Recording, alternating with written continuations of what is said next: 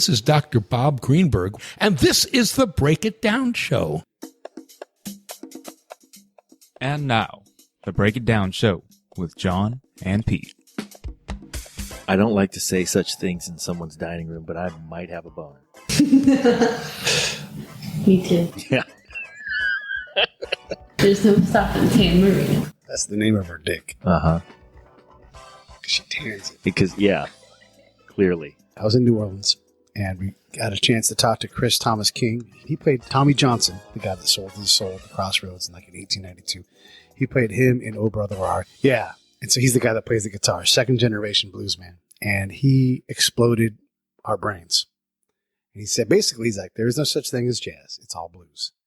And the blues He part, uttered these words on Bourbon Street. By the way. and he said blues started in New Orleans because no one in the Mississippi or down in the bayou is ever going to dress like Rod Stewart and survive to tell about it. That only happened here. He said that. He said about New Orleans, we invented Saturday night. Yeah. He's sounding more and more like Putin every second. Yes, and then we the great Russian people invented the automobile, and then we invented gasoline. Yeah. It was a fantastic show and just incredible. And then he had a lot of compelling things to talk about. He's like, trust me, there's no such thing as jazz. It's all blues.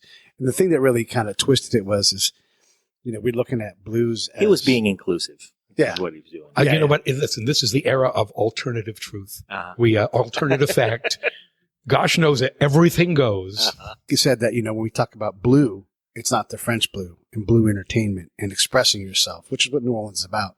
And that all that stuff comes from there. So it was a fantastic conversation. I knew it was something that I would want to bring up with you because you're the lexicon on this show. Well, I hate, and I hate to disagree with any practitioner, especially one who appeared in one of my favorite Coen Brothers movies of all freaking time. The music in that movie was just so fantastic. Fantastic. Sublime. Exactly.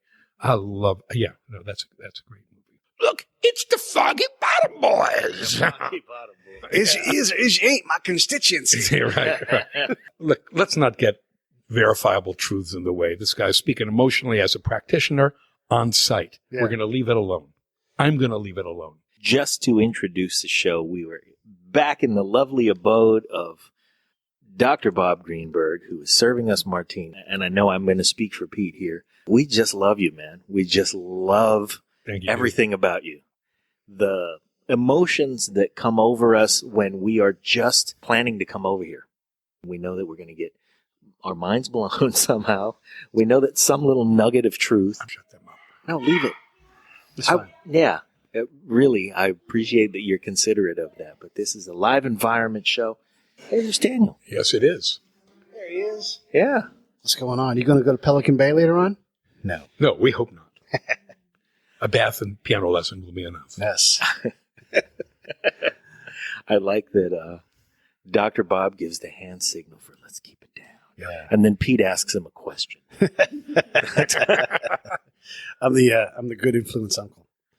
The other recent show thing that happened for us is that we had a guest on named Dan Stone. And Dan Stone is the publisher of Radio Silence, which is a publication that is more than it's a periodical. He essentially publishes a book every 3 months. Wow. It's the size of a book. It feels like a book. It smells like a book. It's got no advertisement in it. It has actual literature. And he's focused on literature and rock and roll. And, of course, the intersection of literature about rock and roll. And it's magnificent. He's here in Oakland, and we tried to drag him up here, but he's going to have a baby like any minute. Sounds like, yeah. So, and that's unusual for a guy. I mean, usually it would be his wife. Yeah. And we're inclusive. It could hurt. It could hurt. That's right. Here in Oakland, anything could happen. Anything. That's right. You know, what happens in Oaktown Yeah. goes out over the world, right? Maybe he built up a thick skin. I don't think so. Yeah. I'm overwhelmed by Dr. Bobness in this house. Excuse me. I've never heard it phrased quite that way. Thank you, Jon. The other thing that we wanted to do, we are mourning the loss of the elder, Mr. Turner. Pete's dad passed away just a few days ago, and we wanted to somehow properly pay tribute to him on the show. And we figured that because he had dual degrees in music and divinity, that made him a wildly interesting character, and it made him somebody whose proper tribute would happen somehow here. When a guy has those two disciplines in his education, and then ends up, he retired as a civil servant, having worked for the Department of Transportation, and he made it so that his passions were outside of the way that he actually earned his living. Which, by the way, is a really good idea. Yeah, a lot of You know, you don't learn to hate the thing that you initially loved because it doesn't give you a living. He was able to be joyful about both things all the way to the end. And a lot of the folks we have seen get worn down by choosing to make a living with their passions and then understanding that their passions disappointed their prospects for making the type of living they wanted to make. Mm-hmm. Boy, is there a lot of that. I've taken to saying, and I'm not happy about saying this at my age, but to me, a lot of life is just disappointment management. Mm-hmm. Isn't that terrible to say? Because we don't like being disappointed. And I became a musician because it's what I loved, and I believed in it, and I still love it and believe in it some of the time. It's been pretty good to you as well. It's been pretty good because I've been very lucky. But in many ways, the big moments you hope for, let's just say we all live in a world of envy. There's very little to go around. One has to learn to manage disappointment after a certain amount of time. I suppose that's true with everybody, frankly. Yeah, I think about my dad's life, and he did a lot. And like almost all the musicians we talked to, he realized early on that he was going to be a musician. And his folks were like, okay, we'll support this. We'll see where it goes. And it never stopped. He played the organ, the piano, he played the tuba, played the accordion. I mean, he could play a lot of different things. He was a musician. He made music. Yeah, he made out music. Of things. And he led music. He did all kinds of things. And I bet if you would have asked 20-year-old Bob, and you said, the rest of your life, you're going to make music. You're going to teach people about music. You're going to guide people towards music. Is that good enough? You take that deal. Oh, I would have been thrilled to know that. And I am. Without getting too heavy about all of this right now, our priorities do change as we get older. And when we become parents and we have the responsibility of not just taking care of ourselves, but the larger responsibility of your mate and your children, you no longer are as free to dismiss the fact that what you're doing does not necessarily make a lot of money or does not necessarily this or that, or that you have to work 70 hours a week, which is my gig. Because as a self-employed person, that's what I have to do. Right. 70 hours a week so that nobody can tell you, damn it, to work 40. It's more or less exactly the right thing. It's just that I've become constitutionally incapable of taking instruction from anybody. And that means I've been working for myself for too long. I have a rotten boss, and he's just, always on my taskmaster. Oh, man. He is a cantankerous old bat. But anyway, all I'm saying is that as we get older, our circumstances of our life change in ways that we could never have anticipated when we were younger. And that's part of the process. It's inevitable. It has to be that way. It could not be that way. If every 19-year-old had the mind of a 60-year-old, that 19-year-old would never take a single risk in his or her life. Right. And that would be the world's biggest disaster. Yeah. Because this planet is run on the passion of younger people. That's what makes it all work. It's very interesting that you say that, because it's one of the things that attracts venture capitalists, for instance, to the Silicon Valley, because they get these guys who are, of course, brilliant and get full ride scholarships to, Columbia and Yale, and decide to chuck them in favor of coming out here and doing some crazy harebrained scheme while wearing tennis shoes like a pirate. And you're right. The large brass that it takes to make a move that idiotic and brilliant is something that really only exists in young people and older people who have been that young person. And I think you're right. If you no longer are responsible for your children, if you're not worried about, paying off the house because it's already done, if you have time in front of you, I think that's the other beautiful thing about being younger, is that you always know that barring some terrible health disaster, you've got lots of time. You've got lots of time. Yeah. If this doesn't work, something else is going to work. If something else doesn't work, I'll figure it out. And that's exactly the right way to think. That that makes you willing to take risks that other folks are not willing to take because we don't have that kind of time. We can't afford to mess up and start all over again, even though very often that's what we have to do. So I'm not ruining my youth. I'm merely pointing out that I know things now that I didn't know then, and I knew things then that I no longer know now. I'm going to pull it in and make it about me for just a minute because I want to answer this question. I recently set my drums back up, and I haven't gotten to a regimented course of study again or anything like that, but they're back up in my living room, and I was back to tinkering on them. But there was a period of time when I was very serious about playing them, and then a very long period of time when I didn't touch them at all. Years, many of them.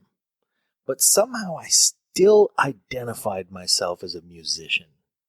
What kind of set is it? Is it a rock set? Is it a jazz set? Well, a little bit of both, actually. It probably looks more like a jazz set. I have a picture. I'll show you a picture of my drum set, and then you tell me what it is. No, I can't do that. I'm not a drummer. You're the man. I'm just asking you what kind of set you think it is, because that's the kind of music you would choose to play. Oh, that's a jazz set. Yeah. Yeah, that's not a rock set. Never mind what I just See, said. Never You mind might- what I just said. Uh-huh. Yeah, that's a jazz set. Well, I showed it to you for that reason. Yeah, it looks like a jazz set, a little cocktail set. But, Max Weinberg didn't go out with much more than that. So it just depends on what you want to play. I mean, you right? look at the rock drummers now. I mean, they're sitting behind 46,000 drums, for God's sake. Yeah. And using only about 3 or 4 of them. Right. Let's face it. Yeah. You Size know. matters, but you don't necessarily play on it. Right. And those in the know look at that set and go, that's 4,600 pieces of... how come there's only 4 microphones? Yeah.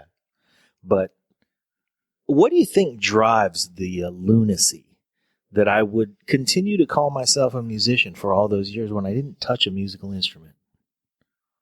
Let me add something to that, too, because about 2 weeks ago, you said, you ought to be playing your guitar more, Pete. I said that to Pete. Yeah. I said, you ought to play your guitar. So not only is he wondering about his lunacy, he's also spreading his lunacy to me, because you know what I drove up here from LA with? My guitar. Yeah. It's in it. So now I answer the lunacy question. It's not lunacy at all, guys. I mean, first of all, I would say that the things that we do in our youth and the self-images we create when we're young stick with us for the rest of our lives. If you have a self-image of yourself as a drummer, as a guitarist, then you're a drummer and you're a guitarist. You could always get back to it. It's like riding a bike. The muscle memory does come back. I mean, I stopped playing piano more or less for about 10 years. I mean, I would fool around when someone asked me to play some stuff. But I got back to it seriously about 7 years ago. I'm still not practicing the way I should. If I had the time, I'd play 2 or 3 hours a day. But I don't. But I never stopped thinking about myself as a piano player because it's just essential to my personality. It's part of the way I look at the world and look at myself. That's it. So it's part of who you are. And you got to remember, playing an instrument, making music, this is something we're hardwired to do. It's part of the way we organize the infinite chaos around us and storytell and make it sensical. By making music, by writing stories, by speaking, by singing, we organize information and create in some way a way to understand the narrative of our lives. So you can't not, if you've been a musician, you're always a musician because you're organizing information based on the way you used to play. That's absolutely true. absolutely. I'm thinking about Krista Vernoff. Krista Vernoff was an executive producer for Grey's Anatomy and head writer, and also same thing for the show called Shameless. And she absolutely is a world-class drama TV writer and can get any job she wants. You know what she wants to do? What's that? Play rock and roll. Good for her. Be a singer. She did like the cruise ship singing and waiting. And Crazy. she's got a friend and they go down in his basement every now and then and they just make bad music. But for them, it doesn't matter if it's bad. It's just them doing what they want. They're being kids. But it's also how you it's how you perceive the world. That's exactly what she said. It's exactly, you're filtering this. So you never stopped being a drummer. I mean, you might not be drumming, Right. but the tools that allowed you to hear the world through your drums are still part and parcel of who you are and always will be. Yeah. Which is just yet another reason why everyone should, if it's in any way possible, should learn to play an instrument at some part of their lives. Yeah. Especially when you're young, because the brain development, the way of perceiving the world, it's like learning a second language. Right. It is. It gives you tools that you carry with you forever and ever. Yeah. In that way, it's like learning a second language, but I think it goes deeper still, because you're right. I organize the world like I organize a song, or attach the parts, the moving parts of something. Mm-hmm. I have capacity for a series of moving parts, because I know that my right hand is going to provide dotted eighth notes while my left foot does something else and my right foot does something else. But it all goes together. You And also that's know the way you see the world. You also know as a drummer what it's like to have to support the environment around you, but the environment around you cannot do Right. without the temporal spacing that you're providing. You perceive the different levels and layers in a performance. Understand how to encourage them. And you understand how, this is how life is as well. How to push things forward, because that's what drummers do. Yeah. They keep everything in control and in check. I mean, a drummer is to a band what a catcher is to a baseball team. Sure. It's the person behind the plate that's really calling the shots. Who can and see the keeping whole it field. correct. You can see the whole field. There's a reason there's a drum riser. You're right. We are the catcher. We're Yeah. calling the game. No, I've We're always seeing the felt whole field. that way. And in the jazz world and the rock world, it's the drummer who, in many ways, is running the show, despite the fact that it's the lead guitarist who would like to claim that he or she is leading the show. But the bottom line is, you're the one who sees the game, and this is one of the ways you organize your life through your experience on that instrument. And I get that. I see that all the time. It's amazing. You meet people who have dedicated their lives to different instruments, how their worldview has been so shaped by the nature of their instrument. Can you give an example of that? Absolutely. I was married to a wonderful flute player who passed away, but she was a conservatory trained professional class flute and piccolo player. Well, she saw life at the very top. She was always playing the highest notes in the orchestra. You know, it's funny, when we used to go to the San Francisco Symphony, as a piano player, I hear everything and I'm noticing everything, because that's what piano players do. That's why most conductors are piano players, because they're used to hearing foreground, middle ground, background. What did she listen for? She's always listening to the flute. Her worldview was filtered through the highest sounds. And she was an optimist. I'm not saying all flute players are optimists, but I am saying that there are certain stereotypes that hold true. Bass players. Yeah. Easier to say for the orchestra. Orchestra has maybe just 4 or 8 bass players. They're the only instruments in the orchestra that are not facing the audience. The bass players are on the side facing the rest of the orchestra, because the orchestra has to tune to the bass. No matter what you're playing, you have to be in tune with the bass. So the bass players are playing to the orchestra, and the orchestra is tuning to that fundamental pitch. Now, the bass players are not fancy people. They're not used to being out in front. They're not used to being noticed. They are the ultimate support crew. They're the ultimate people. I mean, I still remember when my daughter, who's 30 now, went off to Cazadero music camp. And my wife said, can you give her some advice? I mean, she was a teenager. She's going to music camp. So the best advice I could give her was, if you got to go out with someone, go out with a bass player. Because they're the best people. Yeah. They're solid. They're cool. Solid. They're not flashy. That guy's They're going to be a thoughtful. provider. Exactly. He's thoughtful. They're big people usually, because, you know, they got to You reach gotta around carry these that big instrument. instruments. Uh-huh. But, you know, I found that this is true in jazz. It's true in rock and roll, where they're carrying a solid body bass. Bass players are different kind of people. Flute players are different kind of people. Do you think that's why we've had so many bass players on our show, Pete? We've had a disproportionate number of bass players Really? on the show. I'm trying to get us some more drummers. Yeah. We're catching up. We're catching them up, but it's true that we've had our very first Really? guest, episode 1, was James Early, bass player. Yeah. And several have followed. Yeah. You Well, know, they're like the drummers too. You know, they're providing foundation. They're taking care of everybody else. They're following and providing all at the same time. It's a very interesting job, you know. The rest of us get It to is a skim job the with a surface. great dynamic. Yeah. I will say this as well. We recently lost Miguel Ferrer, and he was an actor. Right. But our friend Daryl Chan, who is a stuntman, knew him quite well. Daryl makes his living as a stuntman, but is also a trumpeter. So he pointed out, though, that Miguel, he was known as Miggy among his friends, was a drummer. And as Really? soon as he said it, I went, Really?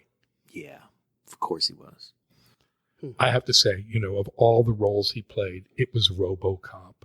Uh-huh. The bad young executive in RoboCop. Yeah. Oh, and how he gets off in RoboCop is just so Delicious. well with the two girls and the cocaine, and it's just Yeah. it's just I can't think. he of was How just I wanna so go. bad. Yeah, he plays a '80s cocaine-addled.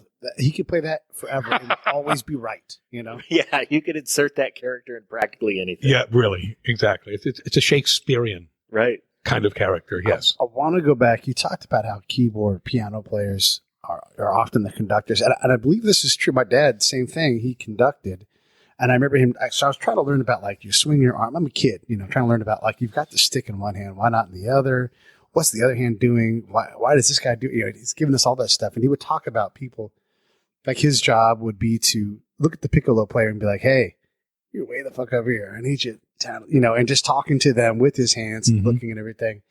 Why is it that the piano player or the person that plays keys gets up front more often than anybody else, you think? I think there's a couple of reasons. First of all, is the first one I mentioned before. If you're a piano player, you're a bass player because you're playing a bass line. Sure. You're a viola player Yeah. because you're playing the inner voices. You're a violinist and a flute player because you're playing the upper parts as well. Mm-hmm. If you're a piano player, you're basically an independent. Now, if you're a flute player like my wife was, I guess she started playing in youth orchestras at the age of 8 or 9. Well, you're always playing under a conductor. If you're a violinist, a violist, even if you're in chamber groups on the side, you spend a lot of your youth playing under a conductor. Piano players don't play under conductors. Piano players have to learn from day one to make their own interpretations of the music they're playing. I'm playing a Beethoven piano sonata. I'm not following anybody but my own inner ear. So piano players not only have to hear holistically from top to bottom, inside and out, but you have to make your own aesthetic and interpretive decisions as you go. Well, that's what a conductor does, right? A conductor has to hear holistically, and a conductor has to be willing to make the decisions. Now, many times, conductors, of course, are petty autocrats, megalomaniacs at worst, who want to be in charge just because they want to be in charge. But the great conductors are almost inevitably pianists. Not always, but almost always, because they spent their lives teaching themselves to interpret and to hear holistically. It's another issue. And this is something that anyone in the military can identify with right away. I mean, you talk to some old grizzled gunnery sergeant and you say, "Gunny, why didn't you go to officer school when they gave you a chance?" "Be an officer? Those assholes? I never want to be one of those bastards." All right. If you are an orchestra corps player, you're like the gunnery sergeant. Right. You're a high-end pro who's been doing what you do for 1,000,000 years. And the one thing you have in common with the person sitting next to you is that you hate officers, meaning the conductor. Yeah. There's a natural ambivalence between the core of the orchestra. I don't mean the core, I mean like the CORPS, the orchestral core, and leadership, because they, it's a love-hate. All right, yes, we accept the conductor, but we empower the conductor, and the conductor forgets that. The conductor forgets that we're allowing him or her to conduct us. Right. The conductor, that megalomaniacal jerk, is making our lives miserable. So it is a love-hate. Sometimes more love, but often more hate. The last thing an orchestra member wants to do is go to officer school, is to become one of them. Now, it does happen sometimes. Arturo Toscanini. I was going to ask. Yeah. Toscanini was a cellist at La Scala, at the great Opera House in Milan. If you ever get a chance to see anything at Teatro alla Scala, Yeah. you have to go. And it is wonderful, and it's a great theater. And I've been lucky enough to be there a number of times. Yeah. And so Toscanini came out of the core. Edo DeVart, who conducted here in San Francisco for a number of years, was an oboist. Huh. He came out of the core. But it's very unusual for that to happen, only because from day one, if you've been in orchestras, you learn, I don't want to say hate, too strong a word, but not quite. You learn to be really ambivalent about conductors. Like the gunnery sergeant looking at some, scrub little first lieutenant who can't hold a candle to his experience. Most orchestral players do have mixed feelings about conductors. It's commiserate disdain. So I love it. So if you're a pianist, back to the original question, you're not coming from the core of the orchestra. Right. You're coming in from the outside. You're a pianist. You want to conduct. You start doing a little bit of it in college. You like it. Maybe you get a master's degree. And if you're really, really, really good, maybe you move on from there. So, yeah, my guess, my unscientific, random, but informed opinion is 90% of your conductors started as piano players. Conductors also they've got to manage personalities. I know my dad, so he put on a couple of Christmas cantatas, community cantata things. So at the Catholic church, we weren't Catholic, and he would gather the pieces that he needed. I need a French horn. I need a this. I need a that. And if you're just really good at playing the French horn, it could be that you just don't have time to worry about those things. Like, I'm here to play this French horn, which is hard to play perfectly. Right. And someone else. And so it sounds like a guy that plays a piano who's doing all the different things, also a percussion instrument, can do so many different things with it. That makes sense that they're able to manage those things. And they are also able to see the entire chart, and if they have questions about it, play through it. So if you are a cellist, you have a voice with a limited range. And if you really want to hear that high part for what the high part is, a pianist can execute that high part and better understand it than a cellist who's going to fake it on something else and go, yeah, I think that's how that sounds. And there's something else too, and that is a piano player hears both melodically and harmonically. Mm-hmm. You do. You have to. Yeah. That's the music you play. Yeah.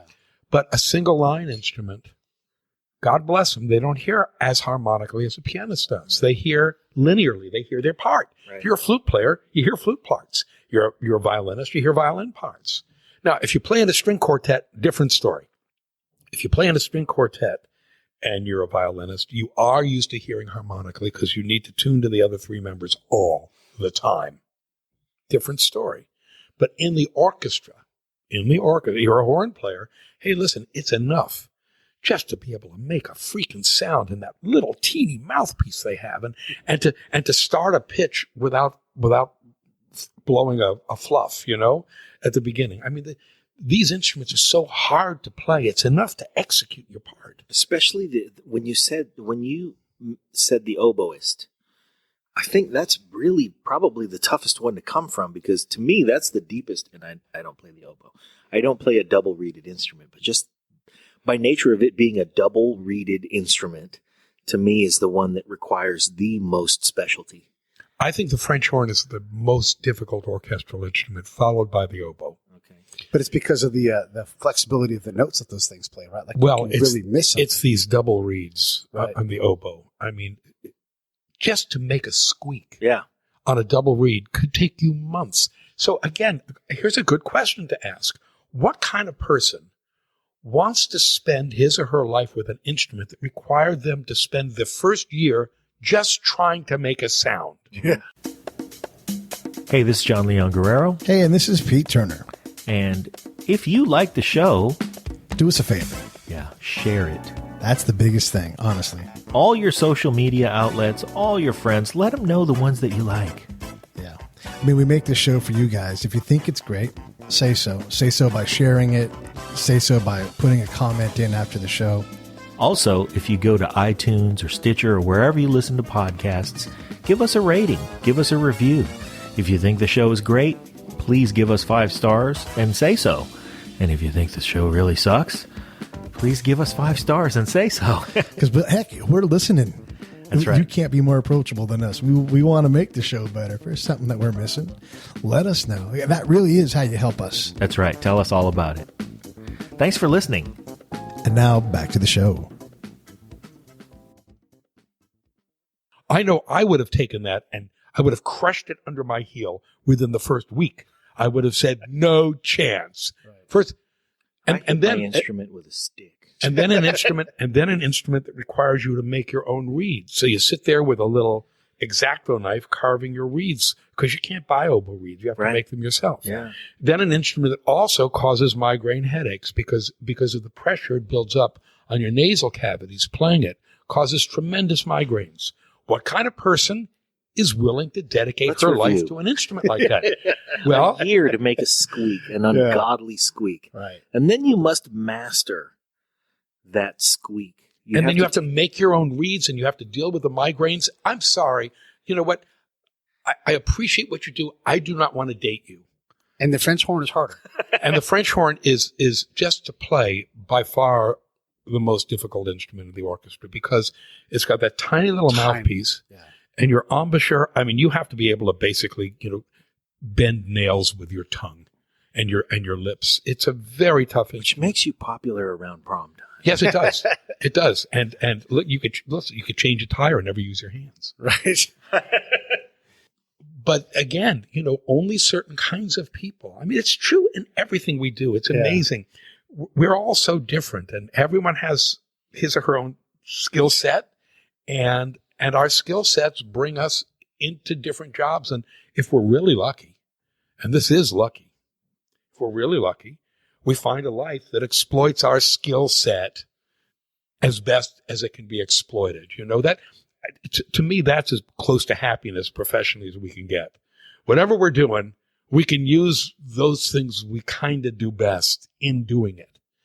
And so when you look at the instruments of the orchestra, for example, it is amazing how different people are based on the instrument they play because all the instruments require such a different skill set. This is maybe a layman's question, but I'm going to ask it, and partly because I have a question about my dad, and he played. So I always say my dad played the piano, and he played the organ, particularly the church organ. Right. And if you've seen a church organ, it might have 5 stacks of keyboards. Right. Manuals, 5 manuals. Yeah, 5 manuals. Right. And maybe and then a pedal manual, and then 200 options on top for switches. All the stops. And then what do you call the buttons across the bottom? The silver ones that you kick for the pedals to make them change. Right. More stops. More stops. I mean, that's when they say pull out all the stops means to make the maximum amount of noise you can possibly make. Right. So being able to play a pipe organ and a piano, is that truly It just blew my mind. I'm going to interject that. That blew my mind. What's pulling that? out all the stops. That's what it means. It's the organ. I get that. Pulling out all the stops means engaging all Everything the you've pipes got. in an organ. Let it all run. There's even the buttons on the manuals in front of them. Yes. I mean, there's obviously in the Casio keyboard, that's all a couple of buttons here and there now. But to master and play the pipe organ well, you think about a pipe organ. It's a one-person orchestra. Right. They talk about these different ranks of pipes as being equivalent to different instruments. This rank of pipes, this set of 40 pipes, let's say, create trumpet sounds. Right. This set of 40 pipes has double, or 20 pipes has double reeds in them, so they create oboe sounds. I mean, these big organs are orchestras. And again, the more of these stops you pull out, the more air is engaged to more ranks of pipes. So yeah, if you engage all the ranks of pipes, you get maximum sound. Yeah. Exactly. Were you going to ask what character trait about your dad? No, he was going to ask, is there a difference between playing the piano and can playing all the piano organ? players play that? No, absolutely not. So the pipe organ requires a specific skill set. Correct. Maybe similar, but And a different point of view. Because a percussionist who plays the snare drum is a lot different in point of view than the timpanist. Yes. And I think that's exactly it. The pipe organ, the piano, you got one keyboard, you got 3 pedals max. yeah, right. Of which we really only use the one on the right most of the time. It's I don't know what the other two do. well, One vibrates the seat. Feels real nice. oh, I wish I had that one. Yeah. Excuse me, what kind of piano are you playing? The best. A Sexway. Yes. That one that killed the dude. Yeah, right. With a smile on his face. Yeah. The left hand pedal in a grand piano shifts the keyboard over about 1/8 of an inch. And so when you play a note, when you hit a lever, instead of striking 2 or 3 strings, it only strikes 1. So it's called the soft pedal. It creates a much softer sound. Soft pedaling. And then the middle pedal is called the sostenuto pedal. And I can demonstrate for you, but I won't right now. But what happens when you push this, if you hold a note down, press the middle pedal down, the sostenuto pedal, and then pick up your hands, just those strings, the dampers on those strings stay up. So you can keep playing, but you'll have certain open strings now on the piano, which will continue to vibrate, which won't be damped. And that's very handy. For example, let's say you're playing. Now you're playing the pipe organ with your hands. Well, if you're playing a piece of music. Bagpipes. If you're playing a piece of music that has a very low note, and you need that note to sustain through for the next, the next 15 seconds. Sure. But meanwhile, you have to have both hands back up. You hit that note, you put down the sostenuto, then you keep playing. It holds that note for you. But the pipe organ is an entirely different instrument. Yes, it's got a keyboard, and yes, your physical dexterity is there. But first of all, it's not a dynamically sensitive keyboard. Right. So it doesn't matter how hard you hit the key. And if you're a piano player, you're used to being able to sing at the keyboard. The pipe organ has, aside from the multiple manuals, it's got that darn foot keyboard, a full chromatic keyboard for your feet. And these organists wear these little slippers that they wear. And they do the most amazing things. That's right. I mean, their feet fly around. To me, that's really freaky to me. I mean, I look at their feet and I say, that's all wrong. Yeah. That's all wrong. That's like looking at these gibbon monkeys climbing trees, and using their feet and their hands and going, I'm sorry. Do you have 4 legs or 4 arms? That's right. I can't tell. Yeah. Well, that's what organists You're peeling bananas, breaking open bananas, knocking around coconuts, and scratching your red behind, and having sex all at the same time. Exactly, dude. Choose an activity, okay, and run with it. The other thing, and then on top of that, be like the sostenuto or the sausage noodle. That's how it's going to leave a mark. And then on top of that, an organist is constantly reorchestrating the organ by pulling out and closing stops and orchestrally changing the sound of a piece of music. So a passage might be played, and let's say there's a repeat of that passage. The organist is going to immediately reorchestrate that so that the passage repetition might be quieter and more oboe-like or more bassoon-like, whatever. It's a totally different gig. And to me, as a piano player, it's a stunningly awesome gig, what organists do. They're really creating the world from scratch. And one more thing I would add to this, because it's something we need to appreciate. These magnificent pipe organs that were being built and promulgated across Europe in the 1600s, this was, along with watchmaking, the ultimate technology of the 17th century. Yeah. The ultimate technology, watchmaking and organ building. To this day, we walk into a great cathedral or into a big room where a big organ is playing. And to this day, we are awed and stunned by the sound. That's true. Can you imagine in 1650? What it would have been like. What it would have been like to walk into it, where there was no grandiosity whatsoever in a culture except in that church, where you had a 80-foot ceiling. No wonder Jesus was a hit. Oh my goodness. I mean, you want to talk about power and a thrill. And if you're an organist, someone like J.S. Bach, or even better, folks don't know this. The young Louis van Beethoven, I call him Louis because his friends called him Louis. Ludwig is his German name. His first gig was as the organist for the electoral court in Bonn, in his hometown. That was his first paying gig. He was an organist.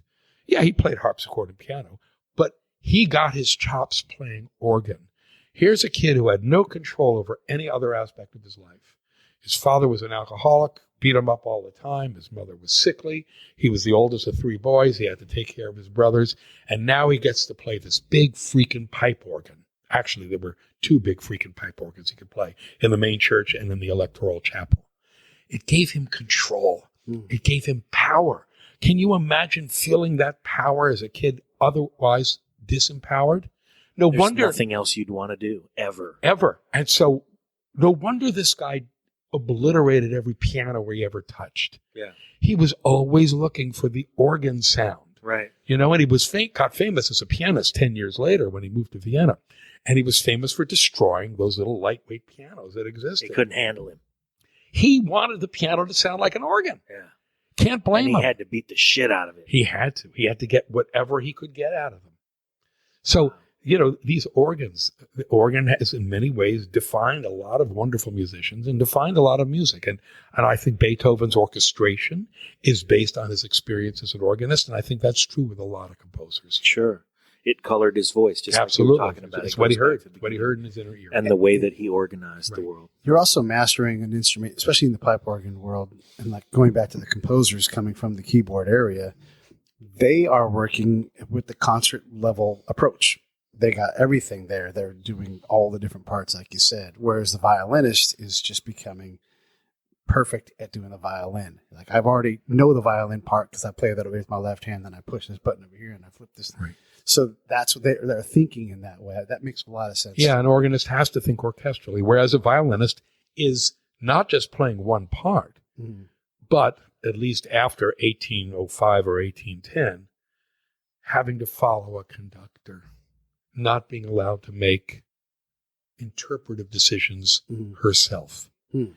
And, you know, this is always a funny thing with modern orchestras. Bach's orchestral music, because the orchestras were small, 16 to 20 max people. There was That's a cocktail party. well, there was no such thing as a conductor in those days. Yeah. You didn't need a conductor. You just needed a traffic cop, someone to start you and stop you, right? So that would have been the harpsichord player or first violinist, and you'd start and stop.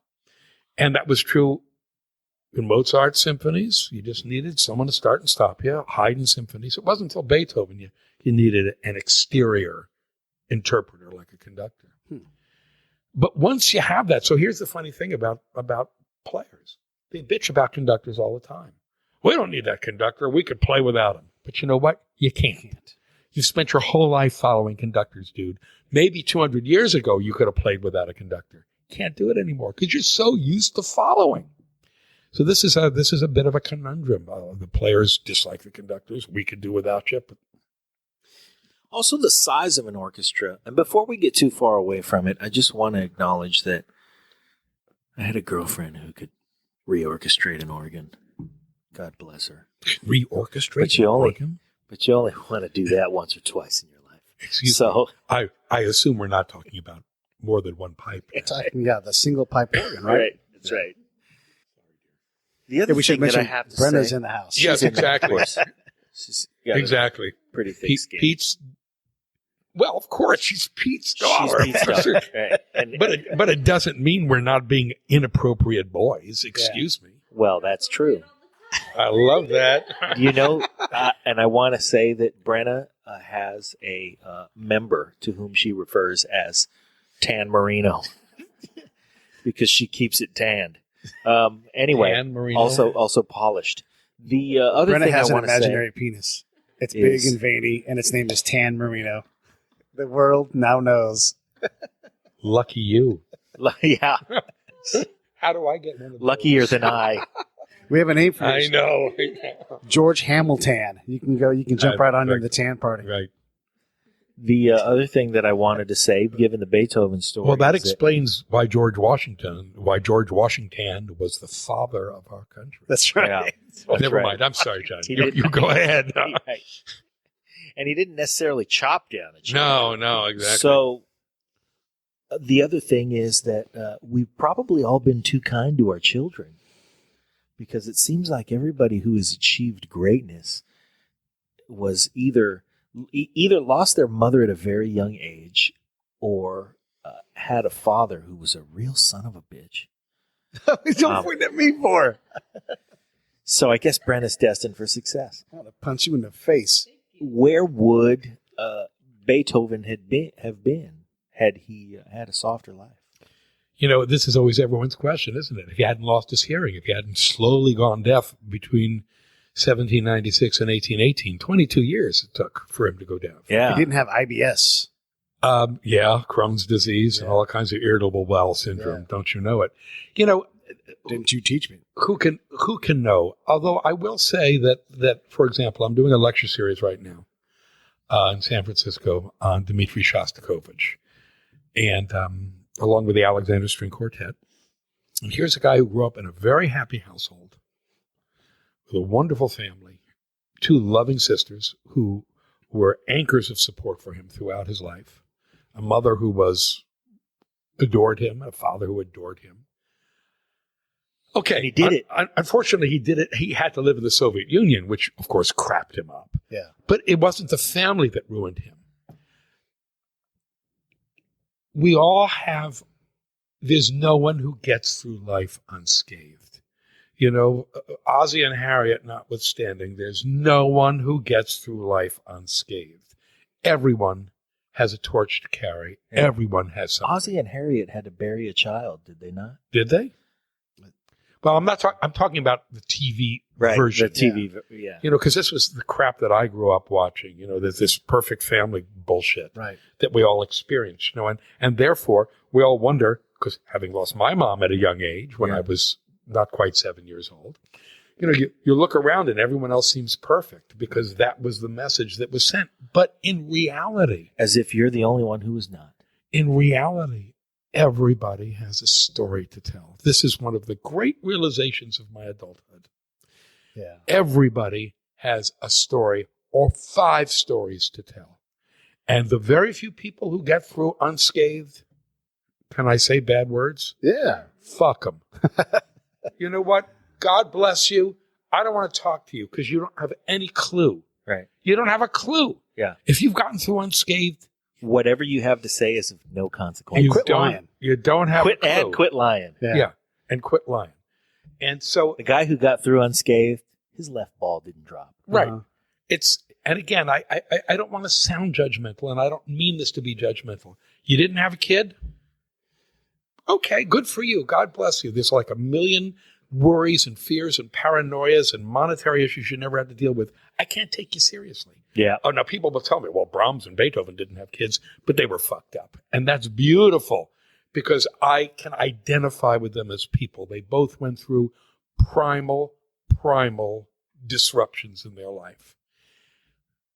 What else do we build on? Yeah. What else creates personality? No. What else makes us who we are? If we can't fight against something, we're nothing. I'm sorry, I don't mean to get overly passionate about this, but you know what? We are our personal duels. We all have stories. That's what we're made of. And if we're not, then I'm not interested in you. And that sounds really harsh, and I don't mean it to. Yeah.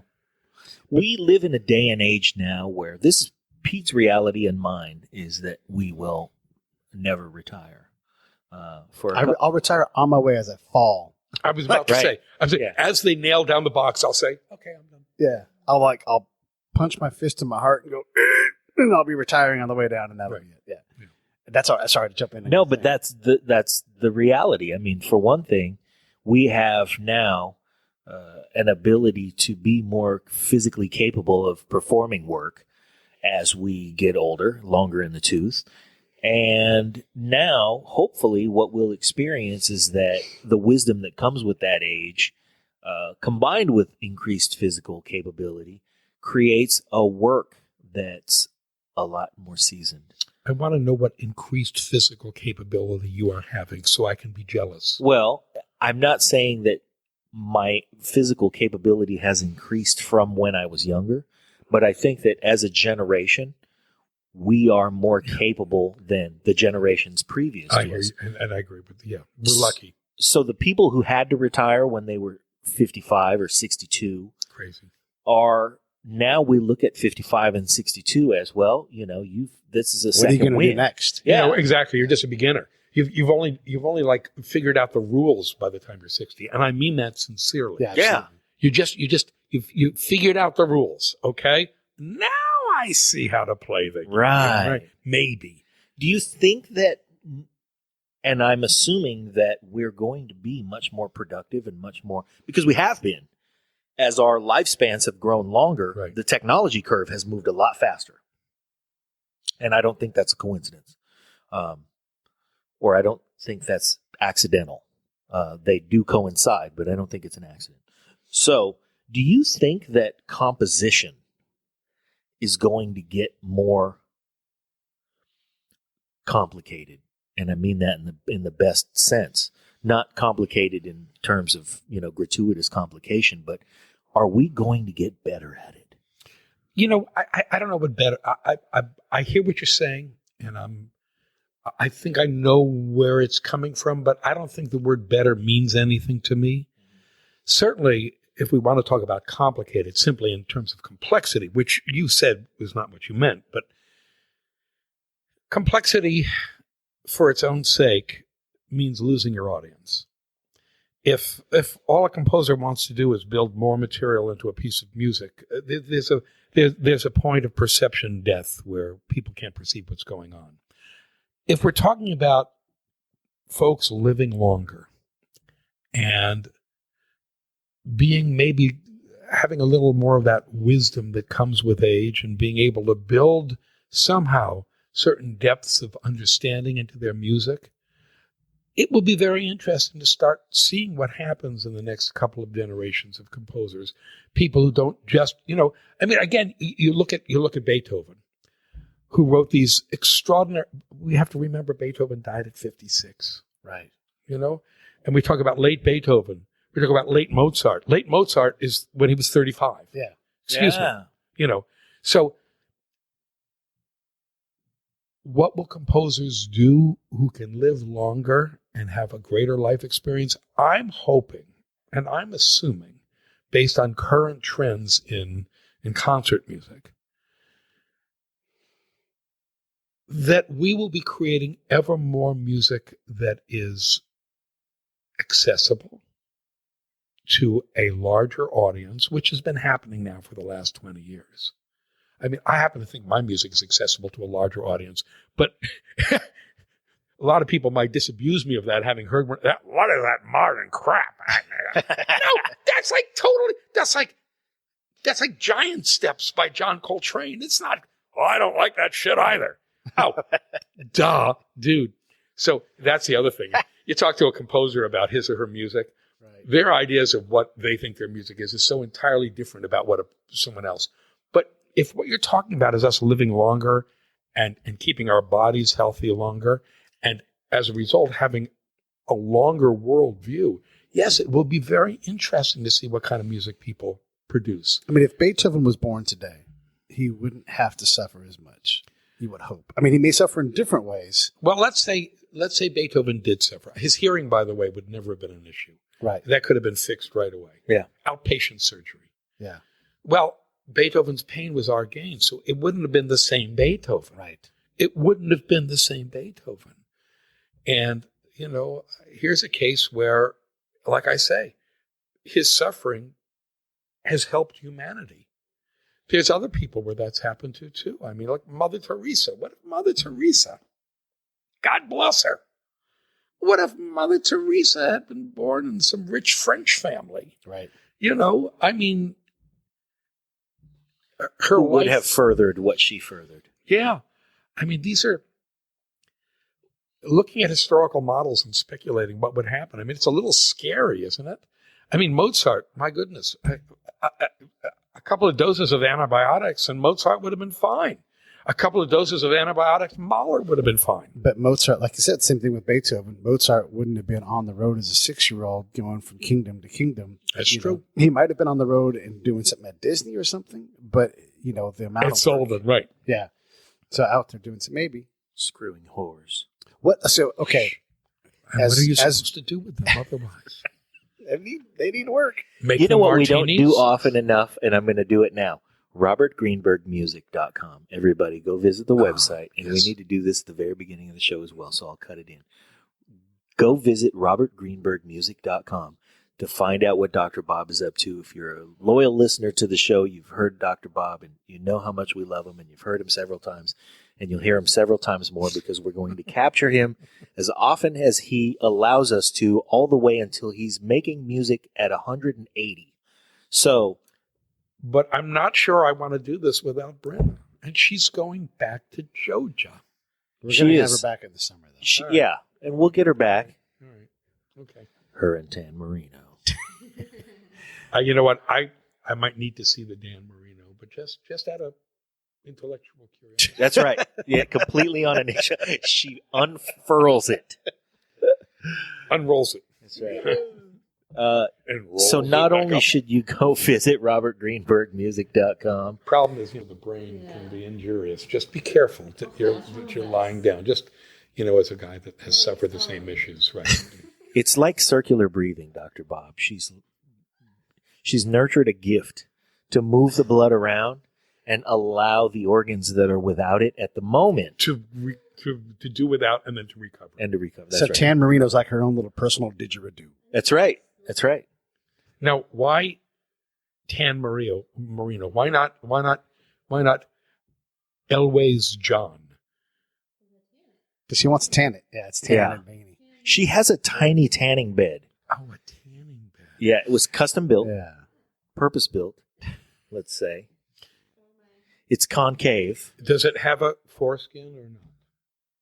It has a 5 skin.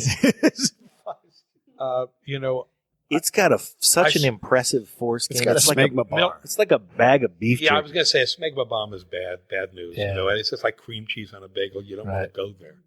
You know when you go to Costco and there's that enormous bag of beef jerky? Yeah. Anyway, so Robert I'm Greenberg. thinking of Rasputin's penis, supposedly, that's been preserved Right. in that museum in St. Petersburg, Yes. the sex museum, Since we've digressed to which this is topic, actually apparently a rutabaga. it's a rutabaga. It's a parsnip. Yeah, right, exactly. Kenny Anyway, G. we'll stop now. Have you guys Actually, heard no. the rumor of Kenny G? That he's swinging? Yeah. Oh, I didn't. Swinging what? Something impressive. More than one Yeah, soprano. him and Liam Neeson. You know what? I know someone who's dated Liam Neeson, Yeah. and she said, Not so much. I want to ask you a music question. Milton Berle. Milton Berle, famous. Yeah. Others would pull out their dicks and say, how about this? And Milton would only pull out enough to show he was bigger, Yeah. but never pull out the whole thing. Right. He'd say, I don't need to pull out the whole No. Only enough to win. Only enough to win. Yeah. Classic. And a Jewish guy, too. Yep. Who would think? How about it? Excuse me. Yeah. Well, The extra. welcome to the Brotherhood. Thank Someone's you, dude. got to be at the front end of the bell curve. Don't you? The This compensation for the face. But, okay. I could be wrong, but I'm just thinking. His bris was the reason the Sawzall was invented. Anyway. Moving on. the plasma cutter. Yeah. I want to ask a question about music. So, pipe organs, once again, a very, very old instrument, but still around. But the need for faith is waning as a society. If you walk into a church that's got a pipe organ, or you walk into a church that's got an electric organ, there's no competition. One is way better than the other. Are we going to lose the pipe organ, though? No, absolutely not. Where do they? It's going to have a different power, though. It's not going to have the power that it... Because now, when we want that power, we go to a large concert. We go see U2. Yeah. Because that's where that...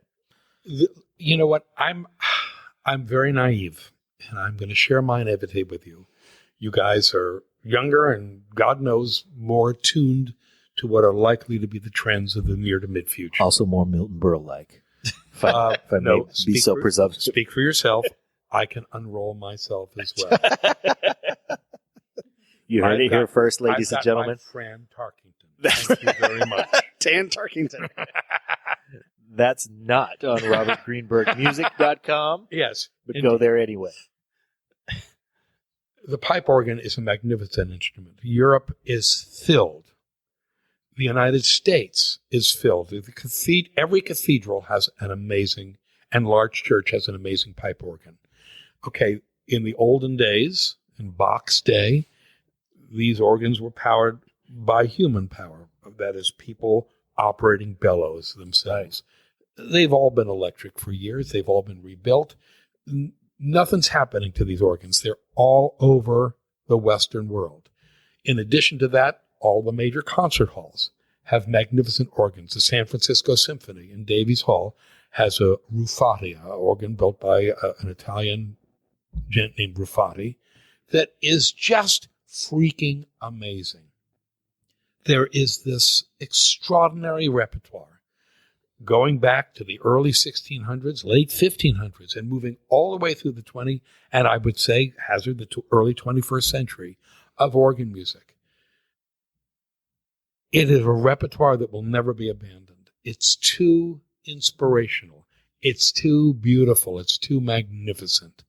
We needn't worry about the loss of this repertoire. We needn't worry about the loss of these organs. They are there.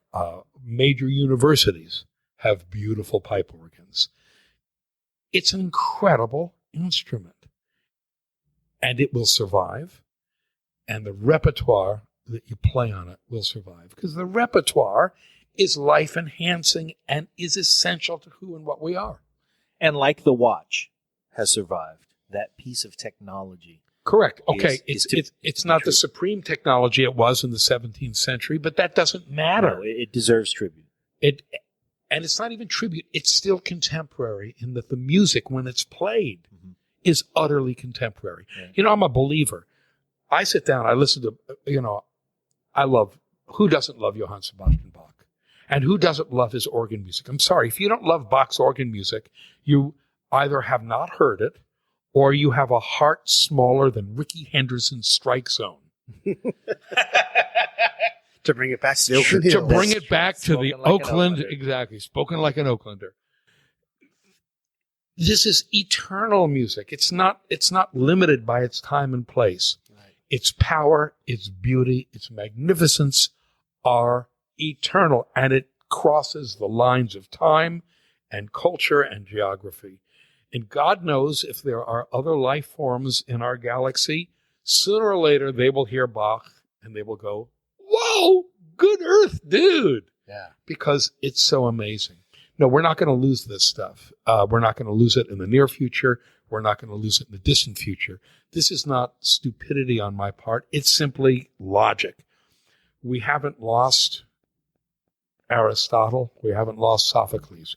We haven't lost the Bible. We haven't lost the great written accomplishments. I mean, okay, granted, we're still a fairly fresh technological species. I mean, if you date human culture to the invention of writing, which was 5,000 years ago, we're still a brand new techno species. And if you date digital technology, well, we're just starting to enter our true technological culture. So we're still a brand new entity. But the classics will last. And I think that's important to realize. You know, we forget how young we are as a species, how young we are as a technology, how new we are as a coherent element in biological time. Really, we're really at just the very beginning of who and what we are as a technology, as a people, because our records only go back 5,000 years. That's just tiny. And that's what shows how really young we are. Yeah, is that we lose sight of how young we are. We're babies. The Homo sapiens are babies, and providing we're not so stupid as to destroy the environment That's a that big sustains us, you know, which is really important. We remember it shows our childhood, doesn't it? It shows our essential ignorance and childishness when we fight about the environment, when we fight about global warming, when we fight about the ramifications of our actions in destroying other species. It really shows how stupid we are. We need to learn. We need to coexist. We need to create a happier environment for everything that lives.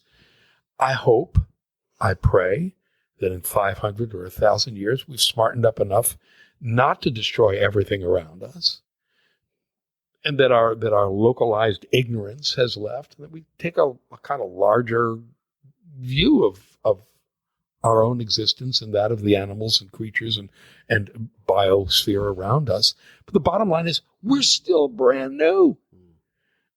Look back 100 years, look back 150 years ago, there was no germ theory. People were dying constantly. I mean, it's still to this day, people are dying constantly. But it's amazing. We're on the very cusp of the beginnings of civility today. Yeah. Really. Our guest this week, a man reputed to have a magnificent organ that is itself surrounded by human beings operating bellows. Pipe organ. Dr. Bob Greenberg. Before you started talking about Bach and the pipe organ, playing in my head was Bach on the pipe organ. You know, all that you know the tune better than I do, but you're right. And we're still young enough. Still, so many of us we've forgotten a lot of our history, even though it's available. I mean, I would encourage anybody, you don't have to believe in God. You go into that cathedral and you have someone play that Bach song, and I'm going to quote English Bob, and you will stand in awe. You can't help but feel Bach. Listen, there are things in our world, and bless us, that open us up to divine influence. I don't care what divine influence means to you. There is a divinity at some profound level. I'm not talking about necessarily religious divinity, that you can choose. But there's a higher level we can all go to, one that allows us to unite ourselves to each other. To me, that's the ultimate divinity, isn't it? Isn't it? Is the love we have for each other and the care we have for each other, our families, our friends, our world, and our shared concern for each other's well-being. And that shared concern applies to our planet. It applies to the animals we live with. It applies to the bacteria that populate the tartar on our teeth. It applies to everything, because we're no better than all the things that allow us to live on this wonderful planet. And we need to mature. That I do believe. But part of that maturation process is appreciating the best of what we are. And the best of what we are is often exhibited in our music.